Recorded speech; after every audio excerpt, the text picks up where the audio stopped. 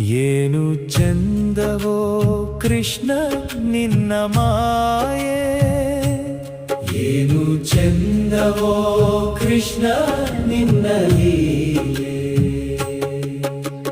100 ಪುಟಗಳ ಪುಸ್ತಕ ಕೊಟ್ಟು 2 ಪುಟದಲ್ಲಿ ಜನನ ಮರಣದ ಲೆಕ್ಕವನೀ ಮೊದಲೇ ಬರೆದಿಟ್ಟು, ಉಳಿದ ಪುಟಗಳ ತುಂಬುವಂತೆ ನಮಗೆ ಬಿಟ್ಟು, ಅದನ್ನು ನೀ ಮೊದಲೇ ತುಂಬಿಟ್ಟು, ತಿಳಿಯದಾಗೆ ನೀ ಎಲ್ಲರ ಆಡಿಸುತ್ತಿರುವೆ.